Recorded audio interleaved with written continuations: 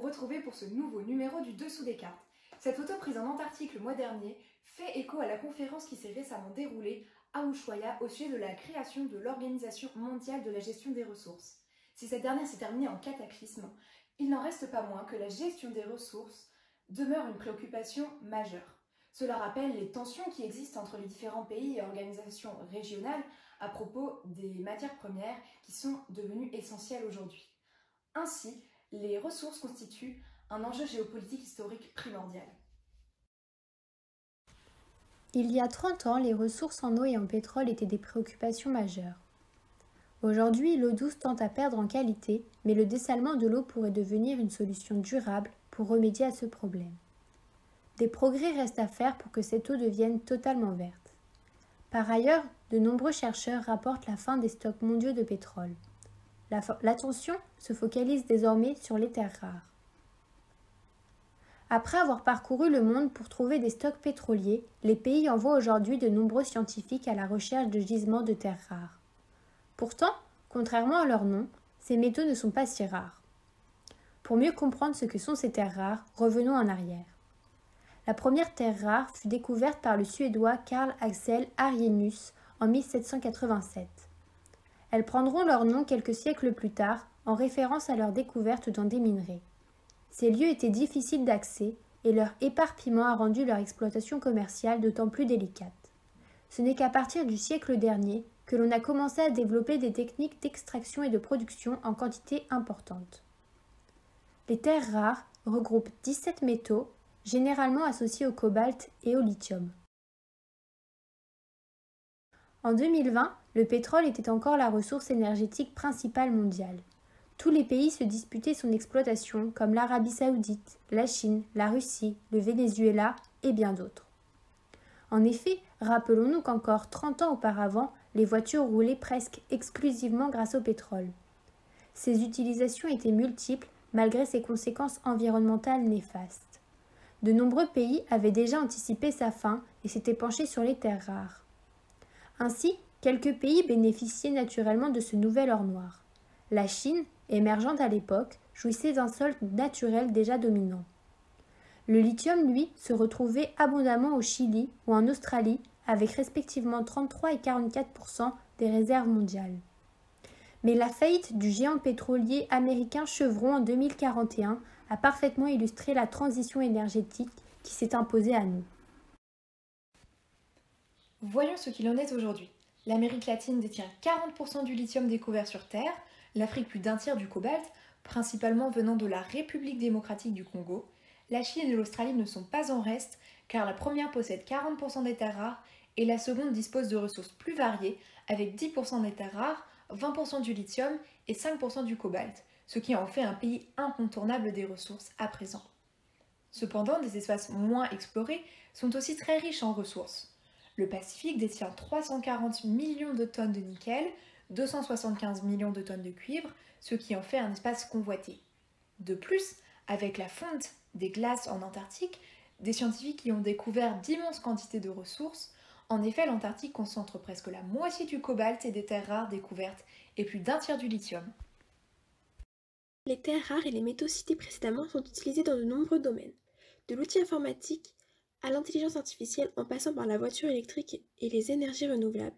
Ces ressources sont devenues indispensables dans notre quotidien depuis ces 40 dernières années pour faire face aux défis du monde actuel. Le développement de l'intelligence artificielle, notamment en médecine, pour permettre de vaincre les pandémies à répétition, est un autre secteur responsable de la forte demande en terres rares. Si en 2020 les ressources étaient encore en quantité suffisante, elles commencent aujourd'hui à être sous tension. L'augmentation démographique s'est accompagnée de la diffusion et de la massification des appareils électroniques parmi les 9 milliards d'individus. Pour diminuer les émissions de gaz à effet de serre, l'utilisation de la voiture électrique s'est répandue. Ainsi, la production de batteries a fortement augmenté, comme on peut le voir sur le graphique, ce qui a entraîné la croissance de la demande de ces matières premières.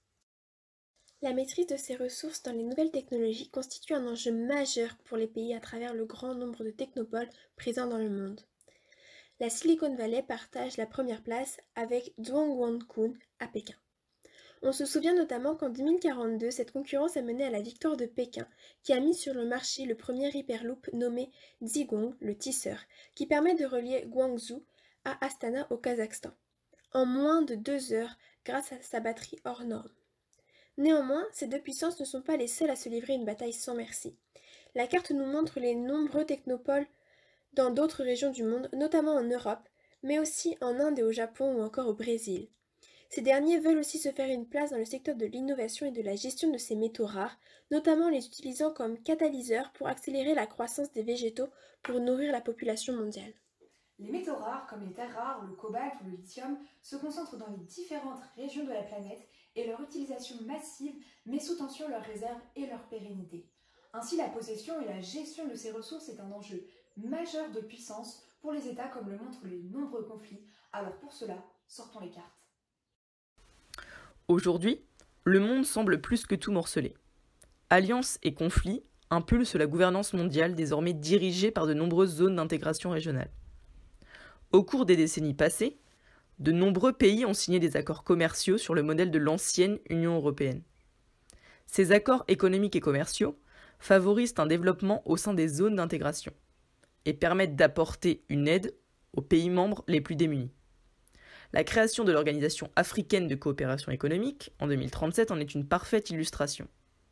La République démocratique du Congo, qui dispose de nombreuses ressources, et l'Afrique du Sud, qui veille à la bonne gestion des pays membres, permettent tous deux une stabilité économique aux autres membres, longtemps défaillante. Cependant, cette organisation ne serait rien sans sa grande alliée, la Chine, qui lui assure un transfert de technologie permanent. D'autres organisations adoptent une neutralité stratégique qui n'empêche pas leur influence croissante. En effet, l'Alliance des pays d'Amérique latine et le marché économique d'Océanie disposent de ressources nécessaires et de technologies avancées pour développer leur propre zone. Plus éparpillée mais pas moins développée, la JACEANI s'assure une influence mondiale importante grâce aux nombreuses alliances qui la lient à tous les continents. La NUE, à savoir la nouvelle Union européenne, descendante du marché commun depuis 1951, semble de plus en plus s'effacer de la scène internationale en raison des différends internes entre les pays membres. Au contraire, l'alliance des routes de la soie formée par la Chine et les pays sur lesquels elle étend son influence dans le cadre du projet des routes de la soie possède un poids majeur à l'échelle mondiale. Enfin, les pays du Moyen-Orient, encore en reconstruction suite aux guerres passées, ne souhaitent pas s'insérer dans ce jeu des puissances. Néanmoins, le Qatar et les Émirats arabes unis ne perdent pas espoir et font cavalier seul pour s'insérer dans ce jeu mondial. Cependant, ce schéma d'organisation est bien loin de se résumer à des jeux d'alliances pacifiques. De nombreux conflits s'articulent autour des ressources terrestres et maritimes. Les États n'hésitent pas à engager des combats armés pour non seulement aller chercher d'autres ressources, mais aussi pour défendre celles qu'ils possèdent sur leur territoire. On remarque par exemple des conflits qui ont lieu en République démocratique du Congo, opposant la nouvelle Union européenne, mais aussi les Émirats arabes unis et la JACEANI. Ces zones d'intégration régionale se battent pour récupérer des terres riches en cobalt, pour pouvoir exploiter cette ressource si essentielle. Le lithium d'Amérique latine, comme on peut le voir, est lui aussi une source de conflit entre l'USACO et la nouvelle Union européenne qui cherche à exploiter également le salar d'Atacama au Chili. Enfin, une des zones de tension majeure est celle qui oppose la JACEANI et son voisin, l'Alliance des routes de la soie, puisqu'ils sont tous deux rivaux depuis des décennies pour la gestion des terres rares, qui est notamment très présente dans cette région et surtout en Chine.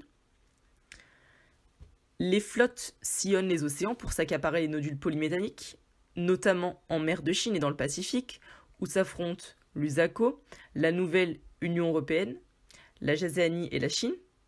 Si ce conflit retient toute l'attention du monde, il en existe néanmoins d'autres, au-dessus de Madagascar par exemple, où la nouvelle Union européenne se bat face aux Émirats arabes unis, ou encore dans les Caraïbes, où s'opposent l'USACO et l'Association des pays d'Amérique latine.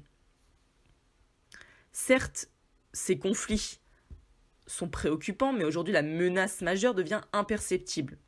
Les technologies sont utilisées à des fins belliqueuses. Ces nouveaux conflits 2.0 sont d'autant plus dangereux car ils sont anonymes et peuvent perturber leurs adversaires en une fraction de seconde. En effet, une étude de l'INSEE de l'année dernière rapporte qu'en 2048, il y a eu en moyenne 100 milliards de cyberattaques par jour, contre 502 millions en 2036. Les puissances technologiques s'affirment et n'hésitent pas à frapper chaque pays qui voudra se mettre en travers de leur chemin. À la suite du réchauffement climatique de 3 degrés depuis 2020, l'Antarctique a fondu et a révélé d'immenses ressources. Le continent blanc devient un endroit où les différentes puissances se disputent. La carte révèle les différentes ressources et les zones détenues par les États. Les conflits majeurs se situent aux frontières entre les différentes zones. L'Australie, la Nouvelle-Zélande et la Norvège détiennent actuellement la plupart des ressources sous tension. Cela occasionne des conflits pour assouvir encore plus leur emprise. Les plus grands conflits se situent dans le point central de l'Antarctique où se rencontrent les 7 puissances et l'entente ne semble pas être possible. D'autant plus que la plupart des États qui disposent de zones avec des ressources vont se servir à la limite de leur territoire, empiétant parfois sur le territoire de leurs voisins. Ce type d'intrusion a été blâmé par l'ONU, mais là encore, l'organisation n'a pas réussi à dicter sa loi. Néanmoins, les États-Unis, la Chine et dans une moindre mesure le Brésil et l'Inde entendent bien obtenir leur part du gâteau blanc. Leurs interventions militaires se montrent de plus en plus fréquentes. La Chine a eu une politique très agressive pour obtenir la mainmise sur la ressource sur laquelle repose sa domination technologique, le lithium. En effet, depuis plusieurs décennies, la Chine est devenue maîtresse dans les nanotechnologies et les moteurs électriques qui en nécessitent. L'année dernière, des forces armées de plus de 300 000 robots se sont installés sur le secteur néo-zélandais. La Chine met à nouveau en œuvre la politique de la canonnière déjà effectuée sur la zone australienne qui avait échoué. L'espace serait aussi une grande réserve de terres rares et de métaux. Sa conquête est ainsi devenue le nouvel enjeu incontournable de puissance. Le 2 mai 2038, les premiers hommes russes et chinois se posaient sur Mars et depuis, le nombre d'expéditions n'a cessé de se multiplier. À peine 6 mois après, les États-Unis atterrissaient à leur tour sur la planète rouge. La Jacéanie et les Émirats arabes unis, quant à eux, envoyaient des robots pour étudier le sous-sol de cette planète. La découverte de métaux précieux n'a fait qu'accélérer la conquête de cette planète puisque selon les estimations, 40 millions de tonnes de cobalt, 250 millions de tonnes de lithium et surtout 500 millions de tonnes de terres rares y seraient présentes. Une autre grande réserve de ressources est notre cher satellite, la Lune. Découverte il y a maintenant presque un siècle par les Américains lors de l'opération Apollo 11, ces derniers n'y sont retournés qu'en 2024. Cette expédition a permis de découvrir de nombreux stocks de lithium, de cobalt ainsi que plusieurs sortes de terres rares. À cause des nombreuses contraintes techniques, l'exploitation de ces ressources a été ralentie. Les États-Unis et la nouvelle Union européenne, ainsi que l'Alliance des routes de la soie, se sont ainsi livrés à un conflit sans merci pour conquérir la Lune et exploiter ses précieuses ressources. L'espace est donc devenu une source majeure de pouvoir et un enjeu géopolitique essentiel.